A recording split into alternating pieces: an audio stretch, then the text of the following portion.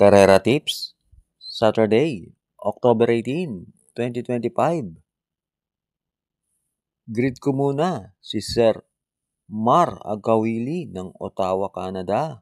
Happy racing sa'yo.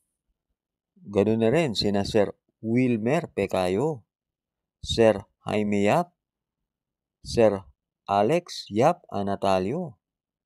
Happy racing sa inyo.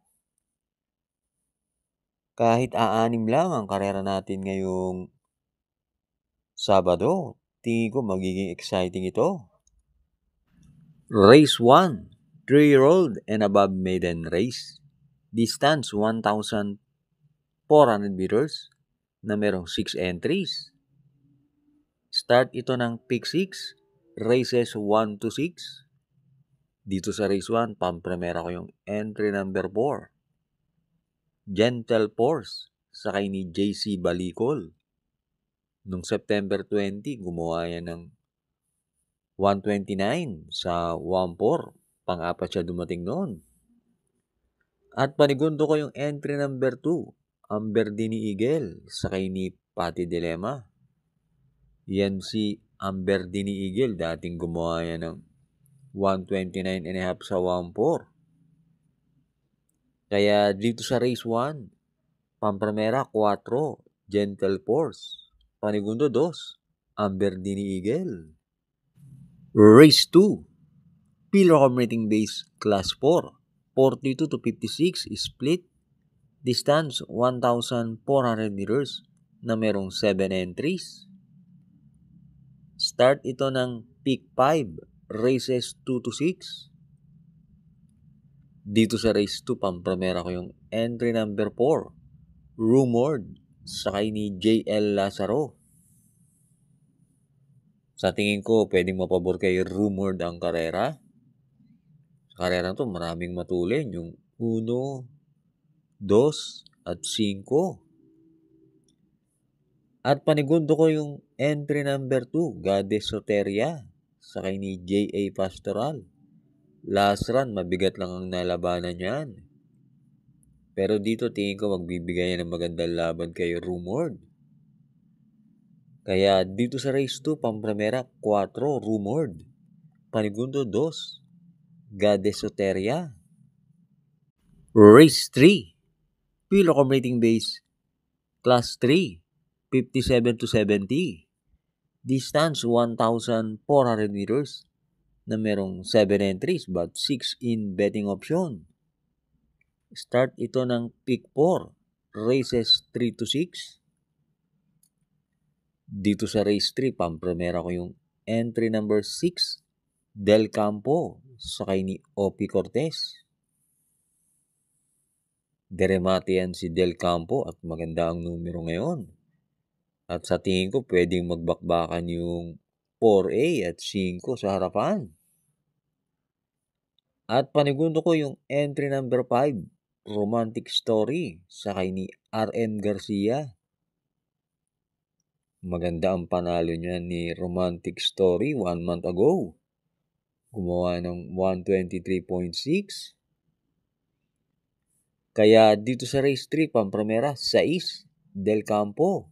Panigundo 5, Romantic Story. Hi nga pala sa ating mga members. Thanks for joining. Race 4, Pillar Rating Base Class 4, 42 to 56 split. Distance 1,400 meters na merong 6 entries. Start ito ng huling DD1, races 4 to 6. Dito sa race 4, pampremera ko yung galing sa panalo na entry number 6, Diamond Power, sakay ni JB Hernandez. Sa tingin ko, siya na rin ang babandera. Wala masyadong matulin dito. At panigundo ko yung entry number 3, Queen Gabi, sakay ni Patty Dilema. Yan si Queen Gabi. Nung manalo si Frugality, napang-apat yan. Gumawa ng 127 sa 1-4. At gama yan ni Patty. Kaya dito sa race 4, pampremera, 6, Diamond Power. Panigundo, 3, Queen Gabi. Race 5, Pilo Commuting Base Class 4. 42 to 56 split. Distance 1,400 meters na merong 6 entries. Dito sa race 5, pampremera ko yung babandera na entry number 6, Noble Touch, sakay ni John Alvin Guse. Yan si Noble Touch, merong 126.8 sa 1-4. At panigundo ko yung entry number 1, Bohemian, sakay ni JD Flores. Nung manalo yan, 2 weeks ago, gumawa ng 127 sa 1-4. At pantersero ko, sasama ko na rin yung entry number 3, Gugma, sakay ni Pabs Cabalejo. Di nalalayo ang tiyempo ni Gugma sa kanyang mga kalaban. At deremate yan. Kaya dito sa race 5, pampremera, 6, Noble Touch. Panigundo, 1, Bohemian.